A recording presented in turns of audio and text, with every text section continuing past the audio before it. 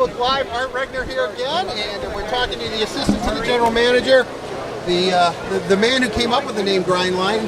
Joe Kosar approved it. Kris Draper. Kris, great to see you as always. This is a great event. I know you're out here as often as you can be. 10 years. Just talk about this and how much fun it is, and how Joey, really, for being like a Bruise brother, is maybe one of the kindest men around. Yeah, well, obviously, when you get the call from Joe Kosar to come and help out for this charity event, first of all, it's a lot of fun. You love getting out there. I thought you actually wanted to talk about the double play that I turned, but obviously... I don't really watch it. Oh, okay, yeah. Well, I'll tell you about it anyways. But, no. Well, let's hear about it. But it's, he's, not only, for when we played together, unbelievable teammate, and obviously when that happens, you create, a special friendship, and obviously that's, why I'm out here anytime he calls to be able to help. But the only reason why I haven't played here is if I've been, out of town and can't make it. But the last, I think, 3 or 4 years I've been here, it's been a lot of fun. Enjoy it, and I think it's a great mix. You see a lot of the Detroit Red Wing alumni that comes out, and then I think it's fantastic that the current players come out and help a guy like Joe Kosar, who's obviously done so much for the community and certainly for the Red Wings. I know I've asked you this in the past, but you say Grindline in Detroit, and everybody knows exactly what we're talking about. It is pretty amazing. Even though the Red Wings, especially the Red Wing teams you were on, I don't think you rolled 4 lines. I don't think there was a definitive 4th line. The Grindliners were right up there. But it is pretty remarkable that what you guys accomplished as the Grindliners. Yeah, and obviously, honored to do it too. It's even coming out here, you see some pictures of Game 1 of the Stanley Cup Finals in '97, and the line that Scotty chose to start was myself, Mac, and Maltz. You see that picture, you can, we're pretty nervous, being starting obviously opening lineup, Game 1 in Philadelphia in the '97 Stanley Cup playoffs. So we have a lot of great memories, together, and like I said, created some unreal friendships that we've had. But, for that line, it just kind of, it clicked. Sometimes you put 3 guys together, and obviously, we had the 4th. It's, some people laugh, like, no wonder you guys are so good, you had 4 guys on the line, so, kind of funny when they start talking about that. But, for us, we knew what our role was. We obviously embraced it. For Maltz and I, Joey and Mac obviously opened up a lot of room for us. They protected us all the time, which allowed us to kind of play on that edge, which was, I think, important to our hockey club. Well, certainly. Obviously, you guys could do it all. Not only were you great educators, but you could also put the puck in the net. It scored some big goals. Each and every one of you, during your Red Wing career, scored a significant goal in Red Wing history. Yeah, what was pretty cool, and I actually I saw it on social media. They had all the goals in the '97 run and the '98 run, and Joey actually sent me a text. He's like, he goes, "Did you see that?" And I was like, I watched it all. Like, my son and I sat down, and obviously when I scored, I was like, well, we better rewind that a little bit. But we were fortunate. Scotty obviously believed in our group, and we were able to contribute with some big goals offensively, and that's something that certainly means a lot to us and to our teammates. But it was fun. We knew what our role was. Obviously, like I said, we embraced it, but we also felt, on given nights that we could chip in offensively, and fortunately we were able to do that. And when you're able to be a trusted line and contribute in the offensive zone, things you get a little bit more ice time, and that's exactly what we were able to do. But like you said, when you look at the series against Philly, obviously Maltz scored the shorthanded goal in Game 1. Joey scored a huge goal in Game 2, backhand shelf. I saw that. And if you look, I am wide open up like this on my forehead, and Joey totally goes the other way and goes backhand shelf. It was an unbelievable move by him, but I was sitting backdoor pretty and yelling, and I saw it again, and we always laugh at that one. He used it as a decoy though, right? 100%, yes, yeah. One of the biggest ever. Kris, looking at the, Darren's written at least one book that, the Bruise Brothers, Joey and the late great Bob Probert wrote a book together. Will the Grind Line ever sit down and you guys, because the behind the scenes, that is a remarkable story, and that is a hockey story, a pure hockey story, but it's also a sports story, which I think people would read all over the country, quite frankly. Are you asking to write our autobiography? Yes, I am. Yeah, that's exactly what I'm doing. You know what? You kind of gave me chills when you said that. I've never thought of that.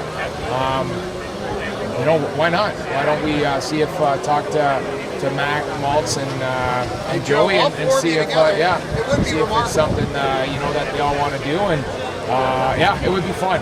Because obviously when you said it's with the way Detroit hockey fans are, they kind of embrace the way we played the game, and when you have obviously some of the toughest players in Darren McCarty and Joe Koser that have played our game, and then Maltz and I, obviously we had a role and we had an element to fill, and I think we did that very well.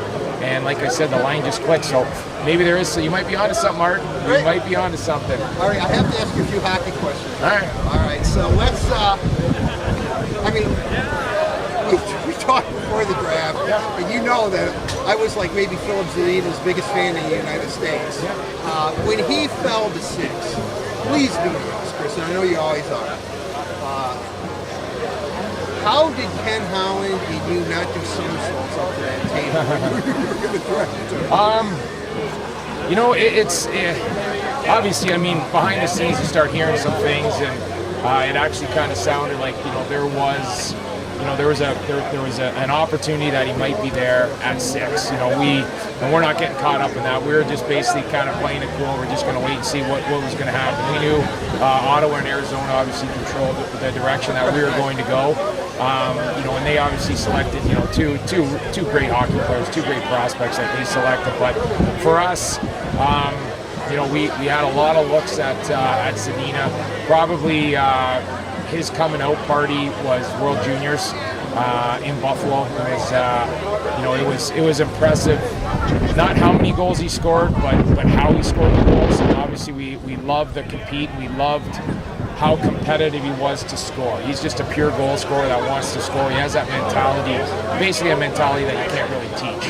And that's something to me is that we watch. And I think everyone at our development camp that we had at Belfort, Little Caesars Arena, saw some of the stuff that he could do. And I think there's a lot of excitement, obviously, with him coming into training camp, coming up to the prospect tournament. But for us, we want, going into the prospect tournament is probably going to be, actually it will be the most competitive, 4 games that he's played to date. And, we're expecting big things from him, from Rasmussen, from Chalowski, from Giovanni Smith. We want those guys to put a show on for not only for management and our scouting staff, but also for the fans up there. And we're looking forward to it. I want to get back to Zadina real quick. He has the release, he has the shot, it's accurate, and he makes his own ice, he makes his own space. Yep. Jeff Blashill just told me that he thought that it's great, and but now he's going to be shooting on NHL goaltenders. But it seems that he has the talent. Is that going to be the biggest adjustment for him? Is to learn how NHL goaltenders play? Does that make sense? Everything. How NHL D-men defend, the back pressure coming back, the time and space is not what he saw obviously in Halifax and even at the World Juniors. It's tight, it's hard, and if you're a goal scorer at the NHL level, that means obviously you're elite. And that's we don't want to put any extra pressure on Zadina. He knows he's coming in. He's putting expectations on himself. He wants to. Obviously, he's made it clear he wants to make our hockey club.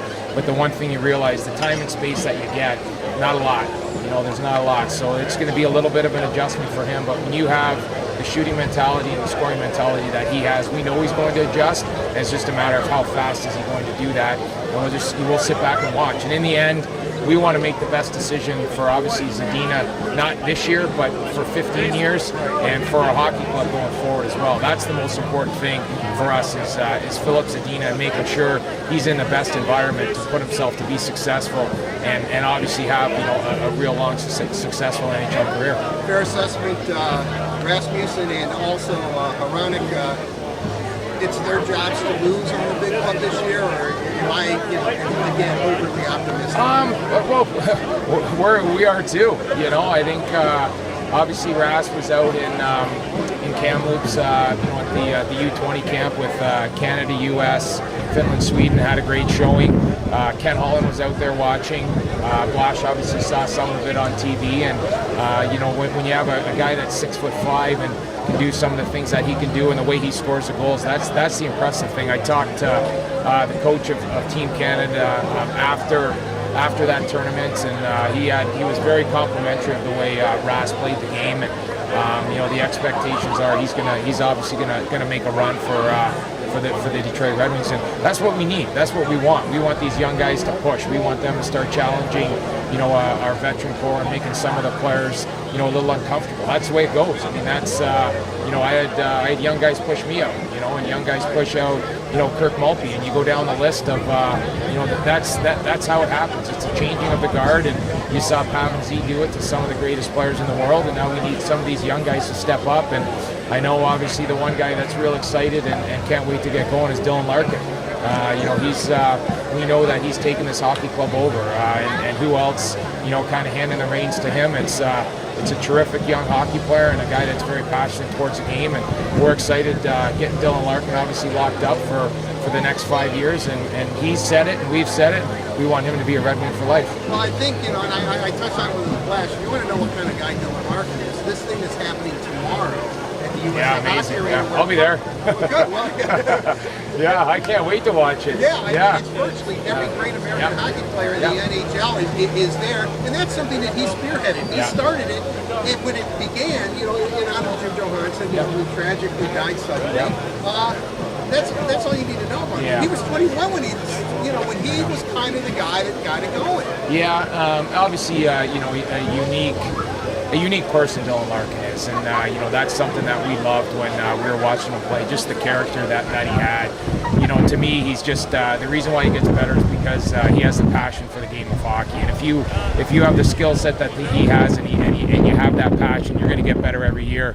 I can't wait. I'm looking forward to watching this. This is going to be a high-end skill show. I'm bringing all Little Caesars 02, my son and his teammates. They can't wait to come up there. So it's going to be a fun day.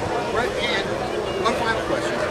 And this is maybe the biggest question mark heading into camp. Not so much if some of these youngsters are going to push and make the team. It's the health of Henrik Zetterberg, the captain.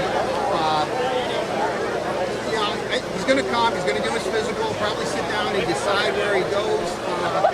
40 points away from 1,000. Maybe I'm obsessed with it. I don't know if he's obsessed with him getting to 1,000 points.